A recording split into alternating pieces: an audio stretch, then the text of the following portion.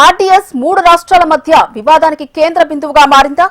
Sluice రగడ ఆరడి జ్వాల అయిందా? AP Karnataka నిర్మిస్తున్న ప్రాజెక్టులు అక్రమమేనా? తెలంగాణ ప్రాంత రైతులకు జరిగే అన్యాయం ఏంటి? బీఆర్ఎస్ నేతల ఆరోపణల్లో నిజమెంత? హెచ్ఎంటీవీ గ్రౌండ్ రిపోర్ట్ ఇప్పుడు చూద్దాం.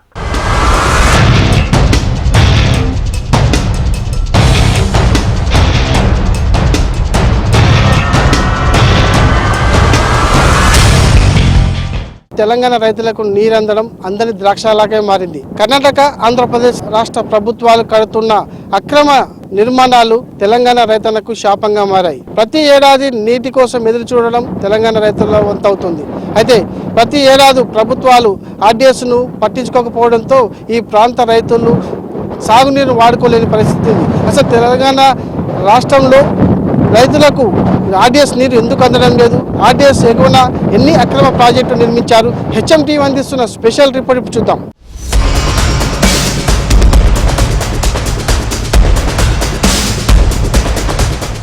ఆర్డీఎస్ వివాదం నేటికి ఆరని జ్వాలలా రగులుతూనే ఉంది.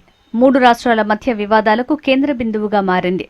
తుంగభద్ర నదిపై కర్ణాటకలోని రాయచూర్ జిల్లా మాన్వి మండలంలో అంతర్రాష్ట్ర project Rajolibanda diversion scheme Nizam కాలంలో నిర్మించారు. తెలంగాణ, ఆంధ్రప్రదేశ్, కర్ణాటక రాష్ట్రాల వ్యవసాయం కోసం ప్రాజెక్టును రూపొందించారు. తాజాగా ఆర్డీఎస్ వద్ద కుడి, ఎడమ కాలువల మీద కర్ణాటక, ఆంధ్రప్రదేశ్ నిర్మిస్తున్న ప్రాజెక్టులతో అలజడి రేగింది. ఎడమ కాలువపై కురుడి వద్ద కర్ణాటక ప్రభుత్వం తాగునీటి అవసరాల కోసమని నీటి తరలింపు కోసం నిర్మాణం ప్రారంభించింది. ఈ నిర్మాణం దాదాపు చివరి దశలో ఉంది. కుడి కాలువపై కోసిగి వద్ద ఏపీ ప్రభుత్వం నీటి తరలింపు కోసం చేపట్టిన నిర్మాణం పనులు దాదాపు 90% పూర్తయ్యాయి. కర్ణాటక రాష్ట్ర ప్రభుత్వం అక్రమ ప్రాజెక్టులు యథేచ్ఛగా నిర్మిస్తూ ఉంది. తుంగభద్ర నది పైన ఇప్పటికే కర్ణాటక ఎగువ ప్రాంతాల్లో దాదాపు 14 వరకు ఇప్పటికే అక్రమ బ్యారేజీలు నిర్మించిన పరిస్థితి ఉంది. ఇప్పటికైతే తెలంగాణ రాష్ట్ర ప్రభుత్వం దీన్ని అయితే కూడా అడ్డుకునే పరిస్థితి లేదు. ప్రస్తుతం చూస్తాం మనము ఆర్డీఎస్ వద్ద కూడా పూర్తి స్థాయిలో అక్రమ ప్రాజెక్టులో నిర్మాణం యథేచ్ఛగా కొనసాగుతుందని చెప్పక తప్పదు. మనం ఆర్డీఎస్ వద్ద ఉన్నాం, రాజోలి బండ డైవర్షన్ స్కీమ్ వద్ద ఉన్నాం. ఇక్కడ ఆర్డీఎస్గా పిలువబడే ఈ ఆయకట్టు వద్ద దాదాపుగా అటు ఆంధ్రప్రదేశ్, ఇటు కర్ణాటక పూర్తి స్థాయిలో ఎగువ ప్రాంతాల్లో కూడా ఇప్పటికే అక్రమ ప్రాజెక్టు నిర్మించిన పరిస్థితి. కొత్తగా కూడా ఇప్పుడు మనం చూస్తున్నాం, మనకు కనిపిస్తున్నటువంటి ఆంధ్రప్రదేశ్ ఆర్డీఎస్కు రైట్ కెనాల్, అది 30వ వెంటు.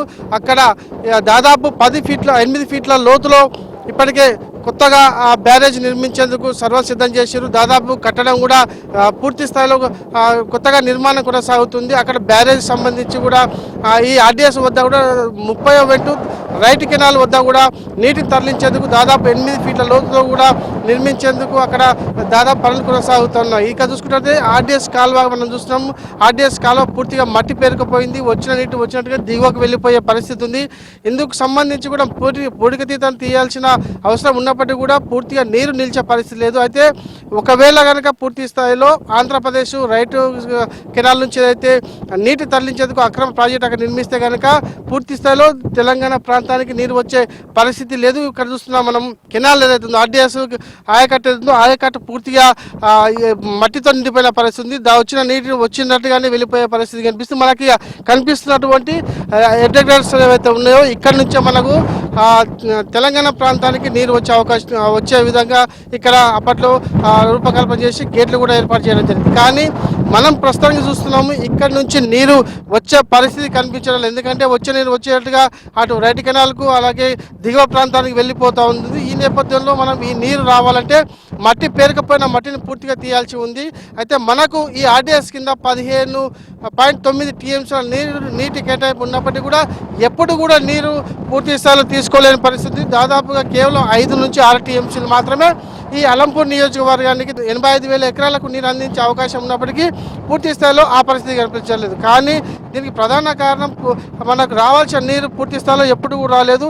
ఇది ఇలాగా ఓవైపు నీటితో జరుగుతున్నాగానే మరొకసారి చూడవచ్చు మనం ఎడమ భాగాన ఈ ఆర్డీఎస్కు ఎడమ కాలువ వద్ద కూడా కర్ణాటక రాష్ట్ర ప్రభుత్వం తాగునీటి పేరుతో ఇప్పటికే ఒక అక్రమ కెనాల్ నిర్మిస్తూ ఉంది. ఇది ఎడమ భాగాన్ని చూస్తున్నాం. ఇది ప్రస్తుతానికైతే కర్ణాటక రాష్ట్ర ప్రభుత్వం నిర్మిస్తున్నటువంటి మరో కెనాల్ ఇది. ఈ కెనాల్ చూస్తున్నారు.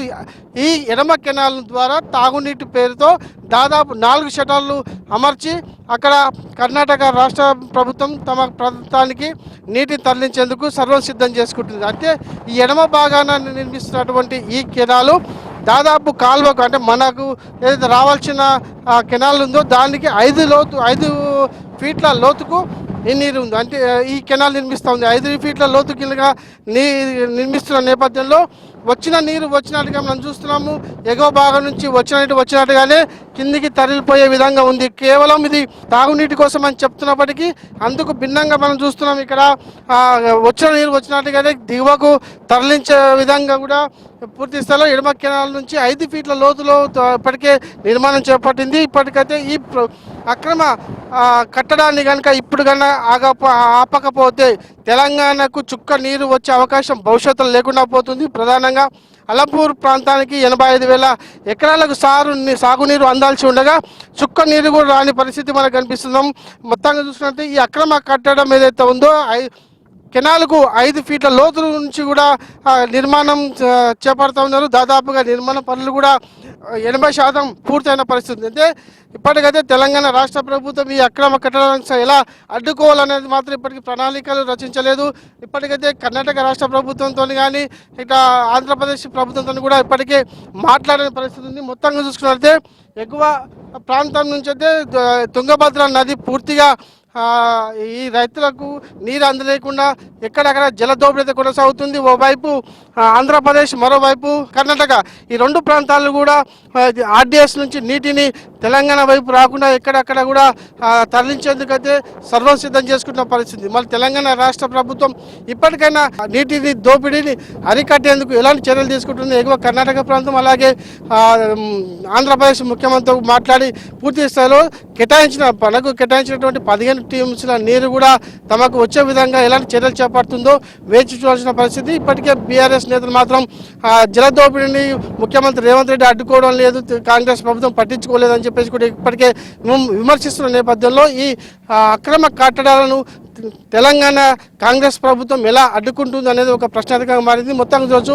తెలంగాణకు సంబంధించి కూడా రావాల్సిన నీరు ఇకపై ఈ ప్రాజెక్టులు పూర్తయితే చుక్క నీరు కూడా వచ్చే అవకాశం లేకుండా పోతుంది. కాబట్టి తెలంగాణ రాష్ట్ర ప్రభుత్వం ఆదిలో మేల్కొని ఈ అక్రమ కట్టడాలను పూర్తి స్థాయిలో అడ్డుకోవాల్సిన అవసరం ఎంతైనా ఉంది. 1958లో అందుబాటులోకి వచ్చిన ఈ ప్రాజెక్టు ద్వారా 17.9 టీఎంసీల నీటి కేటాయింపులు ఉన్నాయి. 1.2 టీఎంసీలు కర్ణాటకకు, మిగతా 15.9 టీఎంసీల నీటిని తెలంగాణకు కృష్ణా జలాల ట్రైబ్యునల్ కేటాయించింది. తుంగభద్ర నది నుంచి 10 టీఎంసీలు, తుంగభద్ర డ్యాం నుంచి 7.1 టీఎంసీల కేటాయింపులు జరిపింది. అయితే కొత్తగా బ్రిజేష్ ట్రైబ్యునల్ చెప్పిన ప్రకారం తెలంగాణకు కేటాయించిన 15.9 టీఎంసీలలో 20% నీటిని వరద సమయంలో తీసుకోవచ్చు. దీంతో అదనంగా మరో 3.5 టీఎంసీలు కలుపుకొని మొత్తంగా 19.08 టీఎంసీలు తెలంగాణకు రావాల్సి ఉంది. ఇక ఆయకట్టు వైపు నుంచి వెళ్లిన నీరు దిగువ సుంకేసులకు చేరుకుంటుంది. ఆ నీటినంతా కర్నూలు ప్రాంత రైతులు వాడుకుంటున్నారు. ఆర్డీఎస్ ఆయకట్టు విస్తీర్ణం మొత్తం 87,500 ఎకరాలకు సాగునీరు అందించేలా ఈ ప్రాజెక్టును డిజైన్ చేశారు. ఉమ్మడి మహబూబ్నగర్ జిల్లాలోని గద్వాల, అలంపూర్ ప్రాంతాల్లో సుమారు 75 గ్రామాలకు, కర్ణాటకలోని మన్వి తాలూకా, ఆంధ్రప్రదేశ్లోని కొన్ని గ్రామాలకు ఈ ఆయకట్టు విస్తరించి ఉంది. దీని కాలువ మొత్తం పొడవు 143 కిలోమీటర్లు కాగా అందులో 100 కిలోమీటర్లు తెలంగాణలోని జోగులాంబ, గద్వాల జిల్లాలోనే ఉన్నాయి.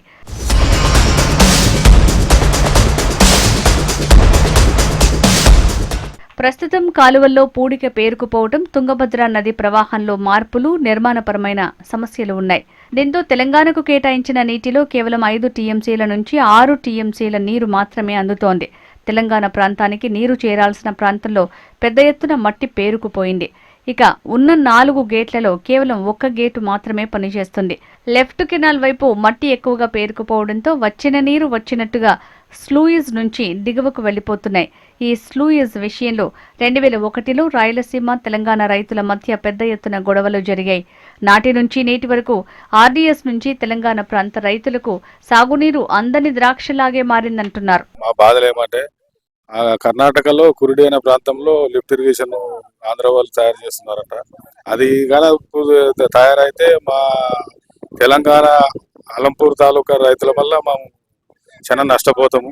దయచేసి మా మా గవర్నమెంట్ కానీ ప్రతిపక్షం వాళ్ళు కానీ దాన్ని బంద్ చేసి మా ఆర్టీఎస్ నీటి వాటా మాకు ఇప్పించవలసిందిగా కోరుతూ, అలాగే మల్లమ్మకుంట కూడా త్వరితగతిన ఈ ఉన్న గవర్నమెంట్ తొందరగా రిజర్వాయర్ తయారు చేస్తే మా రైతులకు చాలా మేలు అవుతుంది. మేము మల్లమ్మకుంట ముంపు బాధితులము. మాకే పరిహారం 1 ఎకరాకి 30 లక్షలు నుంచి 35 లక్షలు దాకా ఇవ్వాలి. తర్వాత పొలం పోయిన వాళ్ళకి ఇంటికి ఒక జాబ్ ఇవ్వాలి. తర్వాత ఇందిరమ్మ ఇల్లు ఇవ్వాలి.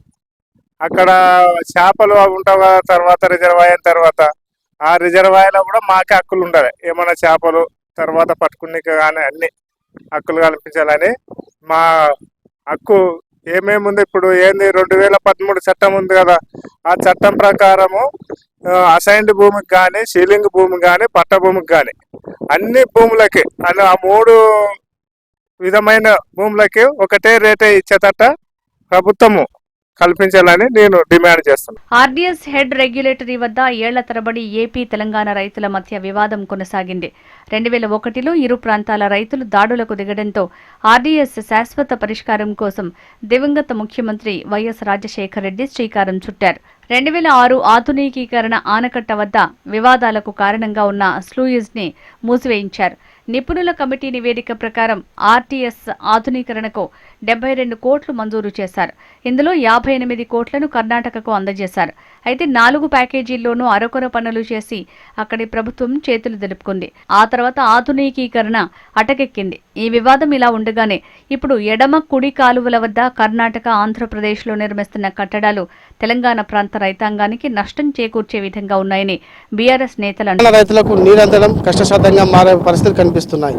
ఆర్డీఎస్ పైన ఎగువన కుడి ఎడమ కాలువలపై అటు కర్ణాటక, ఇటు ఆంధ్రప్రదేశ్ రాష్ట్రాలు పూర్తి స్థాయిలో ఒక అక్రమ నిర్మాణాలు చేపడుతున్న నేపథ్యంలో ప్రస్తుతానికైతే ఆర్డీఎస్కు నీరు అందడం చాలా కష్టంగా మారిపోతుంది. ఇప్పటికే 85,000 ఎకరాలకు సాగునీరు అందాల్సి ఉండగా కనీసం 5-6 టీఎంసీలు కూడా వాడుకోలేని పరిస్థితి తెలంగాణ రైతులకు దాపురించింది. అయితే దీనిపైన బీఆర్ఎస్ నేతలు తీవ్రంగా స్పందిస్తున్నారు.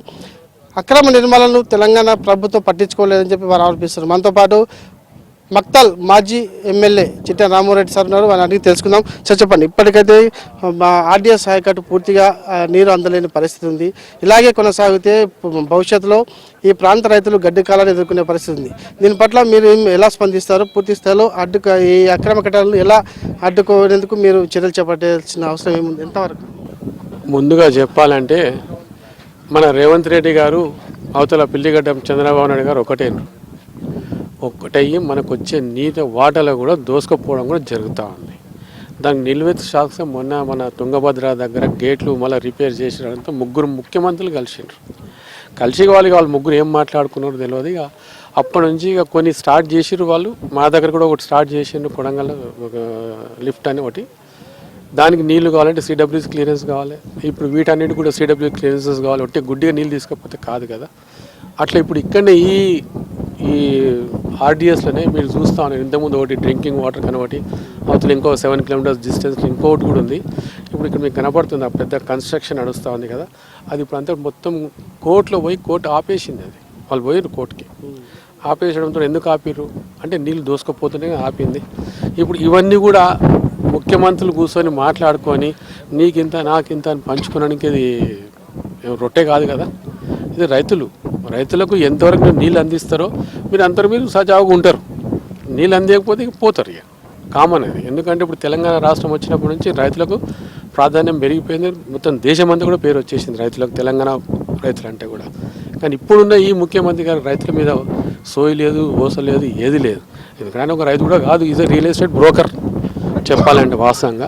అందుకే వాళ్ళు ఇప్పటికి కూడా అదే పని చేస్తూ ఉన్నారు. హైదరాబాద్లో ఇండ్లు కూలగొడుతున్నాడు, ఏది పడితే అది గవర్నమెంట్కి నేను తీసి పెడతా.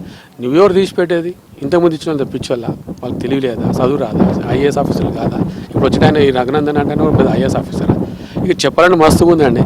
కానీ ఈరోజు ఈ ఆర్డీఎస్లో మనకు వచ్చే వాటా మనకు వచ్చేంత వరకు తప్పకుండా పాలమూరులో ఉన్న ప్రతి ఒక్క రైతు దీనికి ఉద్యమిస్తాడు. ఎందుకంటే ఈ నీళ్ళు దోసుకుపోతామంటే మేము ఎవరు చూసుకుంటూ కూర్చోం. ఇప్పటికే కొన్ని అంతర్గతంగా దోసుకుపోతున్నాడు, కానీ మేము అది మనతోనే కదా, మన వాళ్ళే కానీ ఊరుకుంటున్నాం అంతే. కానీ ఇది ఎట్లా అంటే రాష్ట్రాల వారికి వస్తుంది.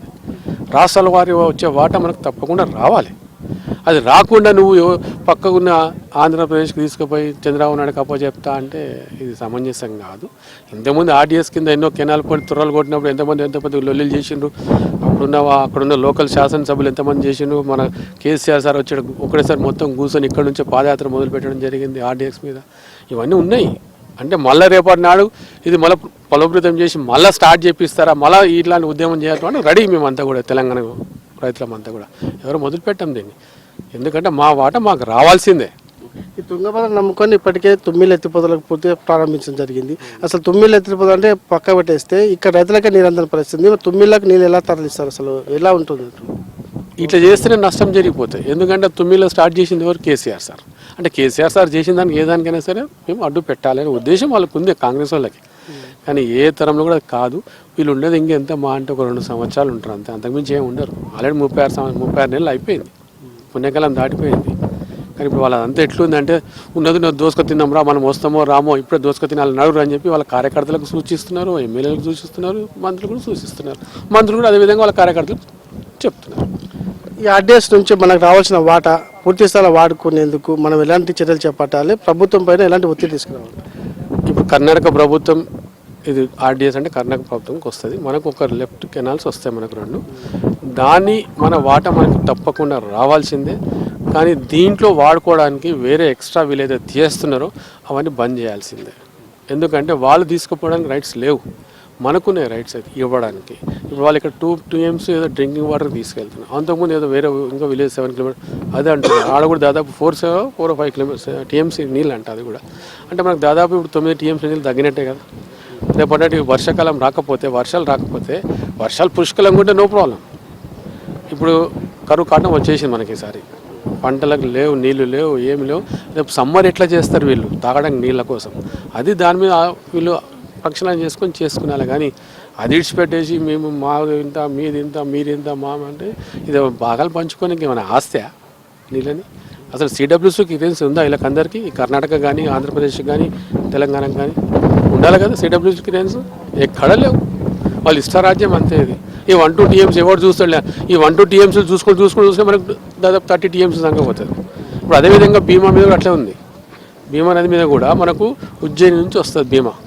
మధ్యలో దాదాపు 8-9 బ్యారేజీలు కట్టి వాళ్ళు ఏం చేస్తున్నారంటే వాళ్ళ చెరువులు నింపుకుంటూ ఎక్కువైతే మనతోనికి వస్తుంది అంతే. అదృష్టం కొద్ది ఏముంది, పోయినసారి కూడా భీమానే వచ్చింది, ఇప్పుడు కూడా మళ్ళీ భీమానే వస్తుంది. కానీ ఆర్డీఎస్ అయితే రాదు కదా. ఇప్పుడు మనకు 2 నదులు అనుసంధానం అయ్యేది అల్లంపూర్ దగ్గర, వచ్చి శ్రీశైలం పోతేనే శ్రీశైలంలో మనకు డ్రింకింగ్ వాటర్ కానీ, ఈ పాలమూరు ఎత్తిపోతల పథకం కానీ, దాని మీద స్కీములు కానీ అన్ని సజావుగా నడవాలంటే ఇవన్నీ ఉండకూడదు. ఆబ్జెక్షన్స్ అన్నీ ఉన్నాయి, వాళ్ళు పెడుతున్నారు, చేస్తున్నారు. దానికి మన ముఖ్యమంత్రులు సహకరిస్తున్నారు, వాళ్ళకు ఒత్తాసు పలుకుతున్నారు. ఎందుకంటే వాళ్ళ స్వార్థాల కోసం, వాళ్ళ కమిషన్ల కోసం ఇవన్నీ ఉన్నాయి. ఈ తుంగభద్ర నదిపై CWC క్లియరెన్స్ లేకుండానే అటు కర్ణాటక ప్రభుత్వం, అలాగే ఇటు ఆంధ్రప్రదేశ్ ప్రభుత్వం 2 కూడా అక్రమ నిర్మాణాలు చేపట్టింది. వీటిని వెంటనే తెలంగాణ రాష్ట్ర ప్రభుత్వం అడ్డుకోవాలి. లేని పక్షంలో తాము ఇక్కడి నుంచే కూడా భారీ స్థాయిలో పెద్ద ఎత్తున ఆందోళన కొనసాగిస్తాం. తమ వాటాను ఏదైతే తుంగభద్ర నది నుంచి రావాల్సిన నీటి వాటాను తాము ఎట్టి బస్సులో కూడా దక్కించుకునేందుకు BRS పార్టీ పోరాటం చేస్తామని చెప్పేసి అక్తల్ మాజీ ఎమ్మెల్యే చిట్టెం రామారెడ్డి చెప్తున్నారు. బీఆర్ఎస్ అధికారంలో ఉన్నప్పుడు నాటి తెలంగాణ ప్రభుత్వం ఈ ఆయకట్టును స్థిరీకరించడానికి తుమ్మిళ్ల ఎత్తిపోతల పథకం, మల్లమ్మకుంట బ్యాలెన్సింగ్ రిజర్వాయర్ పనులు వేగవంతం చేసింది. ఆర్డీఎస్ కాలువల ఆధునీకరణకు ప్రభుత్వం సమగ్ర కార్యాచరణ చేసి కాలువల మరమ్మతులు, పునరుద్ధరణ పనులు ప్రారంభించింది. జోగులాంబ గద్వాల జిల్లాలో ఉన్న తుమ్మిళ్ల ఎత్తిపోతల ప్రాజెక్టు ద్వారా ఆయకట్టుకు నీరందించే పనులు వేగంగా కొనసాగుతున్నాయి. కానీ ప్రస్తుతం కుడి ఎడమ కాలువపై కడుతున్న ప్రాజెక్టులతో తుమ్మిళ్లకు నీరందించడం కష్టంగా మారే పరిస్థితులు కనిపిస్తున్నాయి. అయితే ఏం జరిగిందంటే ఆర్డీఎస్ రాజులబండ డైవర్షన్ దగ్గర, కుర్డి దగ్గర ఒక ప్రత్యేకంగా ఇప్పుడు మాకు తుమ్మిల లిఫ్ట్ ఎట్లా కడుతున్నారో ఆ ప్రకారంగా తుమ్మిల లిఫ్ట్ లెక్కలనే ఆడొక లిఫ్ట్ తయారు చేసి మాకు వచ్చే నీటి వాటని తగ్గించడం జరుగుతుంది. అయితే మాకు రాను 87,000 ఎకరాలకు పోయి మాకు 55,000 ఎకరాలు ఉండేది కూడా ఇప్పుడు 30,000 ఎకరాలు కూడా పారని పరిస్థితి ఉంది. అదే కురుడి దగ్గర లిఫ్ట్ ఆన్ చేస్తే మాకు వచ్చేది కూడా 10,000 ఎకరాలకు కూడా పార పరిస్థితి కనపడదు. మల్లమ్మకుంట ఎత్తిపోతల పథకము చేస్తున్నారు. దానికి పరిహారంగా మాకు కూడా రైతులకు ఆదుకొని నష్టపరిహారం కానీ, భూములకి రేటు కానీ కల్పించాలని కోరుకుంటున్నాం. కర్ణాటక రాష్ట్రం తుంగభద్ర నదిపై ఇప్పటికే పలు అక్రమ ప్రాజెక్టులు నిర్మించింది. ఇప్పుడు అదనంగా ఆర్డీఎస్ వద్ద గల లెఫ్ట్ కెనాల్ పైన కురుడిపై తాగునీటి కోసం కొత్తగా నిర్మాణం చేపట్టింది. ఇది పూర్తిగా అక్రమమని, తాగునీటి కోసం 4 గేట్లు 10 మీటర్ల ఎత్తులో పెట్టడం ఎందుకని రైతు సంఘాల నాయకులు అంటున్నారు. ఇక కుడి కాలువ వద్ద ఆంధ్రప్రదేశ్ ప్రభుత్వం నిర్మాణం చేపట్టింది. ఆర్డీఎస్ ఎడమ కాలువ తప్ప కుడి కాలువ అంటూ లేదు. కానీ ఆంధ్రప్రదేశ్ ఆర్డీఎస్ కుడివైపు భాగంలో కాలువను తవ్వి నీటి తరలింపునకు ప్రాజెక్టు నిర్మిస్తున్నారని ఆర్డీఎస్ ఆయకట్టు మాజీ చైర్మన్ తనిగెల సీతారామరెడ్డి అంటున్నారు. కర్నూలు వాళ్ళు రైట్ కెనాల్ అని ఎక్కడ కూడా ఆర్డీఎస్ కి లెఫ్ట్ తప్ప రైట్ లేదు. అయినా బ్రిజేష్ ట్రిబ్యునల్ ఒక ఆర్డర్ ఇచ్చింది 4 టీఎంసీలకి. ఏమని ఇచ్చిందంటే ఈ యొక్క కృష్ణా పరివాహకంలో వరదలు ఉన్నప్పుడు 4 టీఎంసీల నీటి వాటాని మన రాయచూరు పక్కన గిరిజాపూర్ దగ్గర నుంచి ఈ యొక్క ఆర్డీఎస్ ఎడ్వర్క్స్ ప్రాంతంలో వదిలి 4 టీఎంసీలను వాడుకోమంటే వాళ్ళు అక్కడ ఆ ఏర్పాట్లు చేయకుండానే ఈ యొక్క ఆర్డీఎస్ నీటి వాటాకి గండి పెట్టడం జరిగింది. స్ట్రక్చర్ అంతా పూర్తి చేసుకోవడం. గతంలో బీఆర్ఎస్ ప్రభుత్వంలో కూడా పత్రికల ద్వారా, ఎలక్ట్రానిక్ మీడియా ద్వారా మేము వెలుగులోకి తెస్తే వాళ్ళు కేఆర్ఎంబికి చెప్పడం అది ఆగిపోవడం జరిగింది. ఒక్క కాలువ చేసుకుంటే వారికి ఈరోజు నీళ్లు పారే విధంగా ఆ ప్రాంత రైతులకు ఉంది. మరి అదేవిధంగా ఈరోజు మంత్రాలయం దగ్గర గుర్రాగవేంద్ర లిఫ్ట్ ఇరిగేషన్లని 18 లిఫ్ట్ ఇరిగేషన్లు ఆంధ్ర ప్రాంతం వాళ్ళు పెట్టుకోవడం జరిగింది. అది కాకుండా కూడా ఈరోజు చిక్కలపరివి దగ్గర ఈ యొక్క కర్ణాటక ప్రాంతంలో దద్దల్ ప్రాంతంలో పై ప్రాంతంలో ఈ యొక్క చిక్కలపరివి ప్రాజెక్టును కూడా చేపట్టడానికి వాళ్ళు డిజైన్ చేయడం జరిగింది. అదేవిధంగా ఈరోజు మనం చూసేస్తాం కురిడి దగ్గర 2 టీఎంసీల నీటి వాటాకి రంధ్రం పెట్టడం జరిగింది కర్ణాటక ప్రాంతం వాళ్ళు.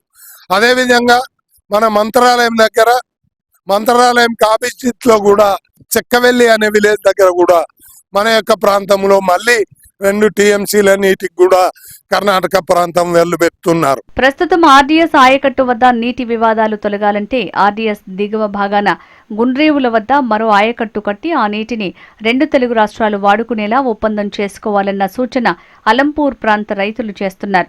గుండ్రేవుల వద్ద నిర్మిస్తే అటు రాయలసీమ, ఇటు తెలంగాణ రైతులకు నీరందుతుంది. దీని ద్వారా తుమ్మిళ్ల లిఫ్ట్ ని పూర్తి చేసి అలంపూర్ ప్రాంతాన్ని సస్యశ్యామలం చేసుకోవచ్చంటున్నారు. 19 టీఎంసీల నీటి వాటాని పూర్తి స్థాయిలో ఈ యొక్క ఆర్డీఎస్ ఆయకట్టు రైతులు ఈ యొక్క 87,480 ఎకరాల విస్తీర్ణానికి ఇవ్వవలసిన బాధ్యత ఇక్కడున్న ప్రభుత్వాలది, ఇక్కడున్న నాయకులది, ఇక్కడున్న ప్రతిపక్ష నాయకులది. మీరు మాటలు మాని ఈ ప్రాంత రైతుల అభివృద్ధికి ఏ విధంగా చర్యలు తీసుకోవాలి, ఏ విధంగా ఈ ఆయకట్టుని సస్యశ్యామలం చేయాలి, ఈ యొక్క భూప్రాంతాన్నల్లా కూడా చేయవలసిందిగా కోరుకుంటూ, మీరు దుర్భాషలాడనిక ఇక్కడికి రాలేదు. ఈ ప్రాంతంలో అధికారంలో ఉన్నవారు ఏం చేస్తారో చెప్పండి. అలాగే ప్రతిపక్షంలో ఉన్నవారు మీరు రాబో కాలంలో ఈ యొక్క ప్రజల అధికారం ఇస్తే మీరేం చేస్తారో చెప్పండి. లేదా ఈరోజు ప్రతిపక్ష పాత్ర పోషించే మీరు ఈ యొక్క ప్రాంతంలో రైతుల కోసం అసెంబ్లీ కానీ, శాసన మండలిలో కానీ, లోక్సభలో కానీ, రాజ్యసభలో కానీ మా రైతుల పక్షాన వాయిస్ వినిపించమని కోరుతున్నాం. ఇక్కడికి వచ్చి వారిని తొక్తాం, వీరిని తొక్తాం కాదు, మా యొక్క రైతులని పైకి లేపండి. దాదాపు 25 ఏళ్ల నుంచి 3 రాష్ట్రాల మధ్య నీటి వివాదానికి కేంద్ర బిందువైన ఆర్డీఎస్ ఆయకట్టు సమస్యను పరిష్కరించాల్సిన అవసరం ఎంతైనా ఉంది.